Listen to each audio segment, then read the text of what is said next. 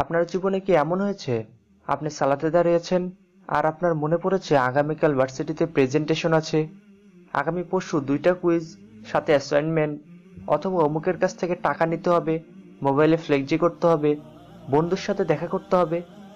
আসলে এমন ঘটনা প্রায় আমাদের সকলের জীবনেই নিয়মিত ঘটে আসছে। কিন্তু কেন এমন হয়? কিভাবে সালাতে সম্পূর্ণ মনোযোগী হওয়া যায়? আজকের এই ভিডিওটিতে আমি এমন কিছু আইডিয়া শেয়ার করব যাতে আমরা এই অমনোযোগিতাকেই পুঁজি করে মনোযোগী হতে পারি।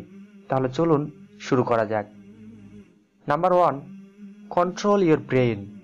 মানুষের ব্রেইন মহান আল্লাহ তাআলার এক আজব সৃষ্টি, যা বর্তমান পৃথিবীর সর্বাধিক ক্ষমতা সম্পন্ন কম্পিউটারের চেয়ে কমপক্ষে 10 লক্ষ গুণ বেশি ক্ষমতা সম্পন্ন। আর এই বিশাল ব্রেইনকে কাজে লাগিয়ে আমরা সালাতে মনোযোগী হতে পারি। কিভাবে? আমরা যখন সালাতে দাঁড়াই তখন সূরা ফাতিহা বলি, পরে অন্য কোনো সূরা মিলাই, আর আমাদের ব্রেইন এখানে শুধু একটি মাত্র কাজে ব্যস্ত থাকে। আর দীর্ঘদিন এভাবে চলার কারণে আমাদের ব্রেইন এই কাজে পটু হয়ে গেছে, যার ফলে সে এই কাজটি করার সাথে সাথে দ্বিতীয় কাজ হিসেবে বিভিন্ন চিন্তা করতে ব্যস্ত থাকে। এখন আমরা যদি একটু বুদ্ধি করে আমাদের এই ব্রেইনকে তার দ্বিতীয় কাজ হিসেবে অযথা চিন্তা করার সময় না দিয়ে আমাদের পাঠিত সূরাগুলোর অনুবাদে ব্যস্ত রাখতে পারি, তাহলেই দেখা যাবে আমাদের সালাতের অনেকটাই মনোযোগ চলে এসেছে। যেমন ধরুন, আপনি বললেন আলহামদুলিল্লাহি রাব্বিল আলামিন, এটি বলার সাথে সাথেই আপনি আপনার ব্রেনকে বললেন এটার অনুবাদ করো, সকল প্রশংসা আল্লাহ তাআলার। এরপর বললেন আর রহমানির রহিম, যিনি নিতান্ত মেহেরবান ও দয়ালু, মালিক ইয়াউমিদ্দিন, যিনি বিচার দিনের মালিক। এভাবে আমাদের ব্রেনকে দ্বিতীয় একটি কাজে ব্যস্ত রাখতে হবে। প্রথমে একটু কষ্ট হলেও পরবর্তীতে আপনি একদিকে সূরা বলবেন, অন্যদিকে ব্রেন তার দ্বিতীয় কাজ হিসেবে সাথে সাথে তার অনুবাদ করতে থাকবে, আর আপনি দেখবেন যে আপনার সালাতে মনোযোগ চলে আসবে ইনশাআল্লাহ। আর হ্যাঁ, এর জন্য অবশ্যই আপনাকে আপনার পাঠিত সূরাগুলোর অনুবাদ জানতে হবে। আর এই কাজটি একদম সহজ, একটি ছোট্ট সূরার অনুবাদ 5 থেকে 7 বার পড়লেই হয়ে যাবে ইনশাআল্লাহ। নাম্বার 2, সালাতের গুরুত্ব অনুধাবন করা। ধরুন একটি লোক গাছের যে ডালে বসে আছে সেই ডালই কাটছে, একটু পরে সে মাটিতে পড়ে তার হাত পা ভেঙে হাসপাতালে চলে গেল। এখন আমি যদি বলি সে তো পরিশ্রম করেছে, তাহলে কেন মানুষ তাকে বোকা বলবে? আর কেনই বা সে ফলাফল হিসেবে আহত হয়ে হাসপাতালে যাবে? কারণ সে তো পরিশ্রম করেছে ঠিকই, কিন্তু সঠিক পথে না করাই এমনটি হয়েছে। তাহলে শুধু সালাত আদায় করলেই সে জান্নাতে যাবে বিষয়টি এমন নয়, বরং সালাতের গুরুত্ব বুঝে যথাযথ নিয়মে সালাত আদায় করতে হবে। অন্যথায় ওই ব্যক্তির মতো ফলাফল হিসেবে জাহান্নামের আঘাত সইতে হবে। কারণ আল্লাহ তাআলা বলেন, অতএব দুর্ভোগ ওই সকল মুসল্লিদের জন্য যারা তাদের সালাতের বিষয়ে উদাসীন। তিনি আরো বলেন, তারা যখন সালাতে দাঁড়ায় তখন তারা রোগাক্রান্ত ব্যক্তির মতো শিথিল চিত্তে দাঁড়ায়। তারা লোকদের দেখানোর জন্যই নামাজে দাঁড়ায়, আল্লাহকে খুব কমই স্মরণ করে। অতএব আল্লাহ তাআলা এখানে মুনাফিক নামাজীদের কথা বলতে গিয়ে বললেন, তারা আল্লাহকে খুব কমই স্মরণ করে। অনেকেই সালাত শেষ করে বলে, হায় আল্লাহ, সালাত শেষ হয়ে গেল।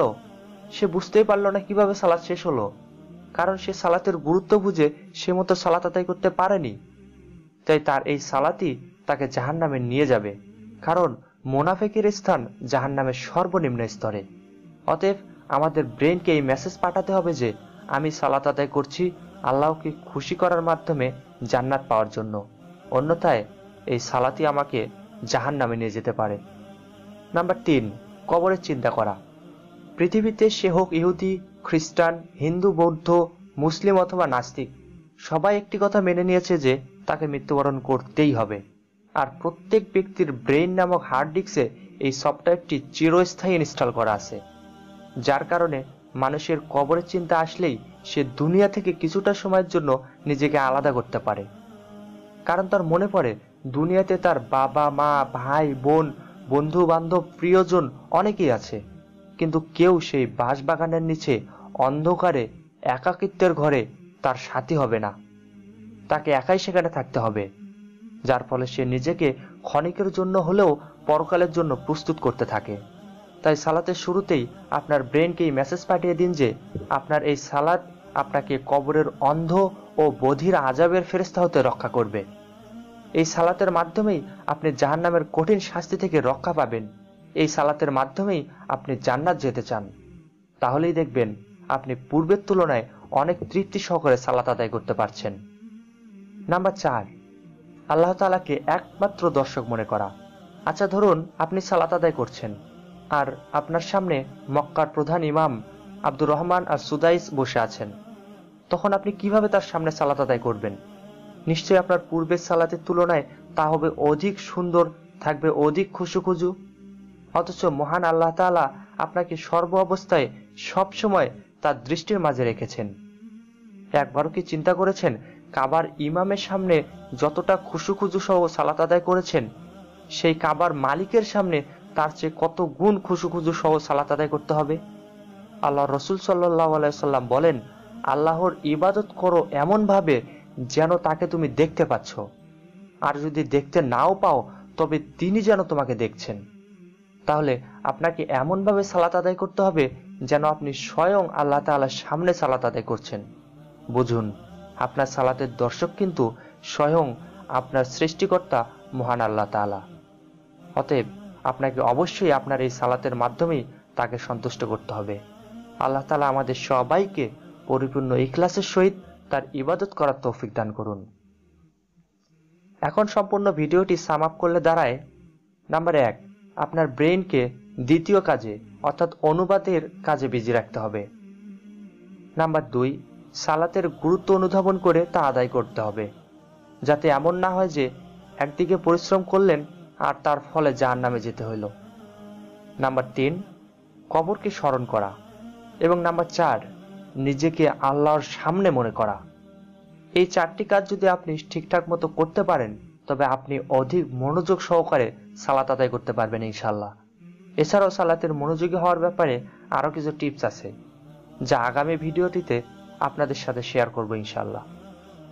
সবশেষে আপনাদের কাছে একটা ছোট্ট অনুরোধ, যদি এই ভিডিও থেকে আপনার ইহকাল ও পরকালের জীবনে সত্যি এতটুকু উপকার হয়ে থাকে, তাহলে ভিডিওটি আপনার বন্ধু অথবা বান্ধবীর সাথে শেয়ার করুন। কারণ আপনার শেয়ারের পর যত লোক সেই ভিডিও দেখে আমল করবে, তাদের নেকির সমপরিমাণ নেকি আপনার আমলনামায় লেখা হবে। আর একটি লাইক দিবেন, কারণ যতগুলো লাইক আসবে আমি মনে করব ততজনকে আমি একটু হলেও উপকার করতে পেরেছি। এমন আরো নতুন ভিডিও পেতে চ্যানেলটি সাবস্ক্রাইব করে আমাদের সাথে কানেক্টেড থাকুন। ওয়া আখির দাওয়ানা আলহামদুলিল্লাহি রাব্বিল আলামিন। আসসালামু আলাইকুম ওয়া রাহমাতুল্লাহি ওয়া বারাকাতুহু।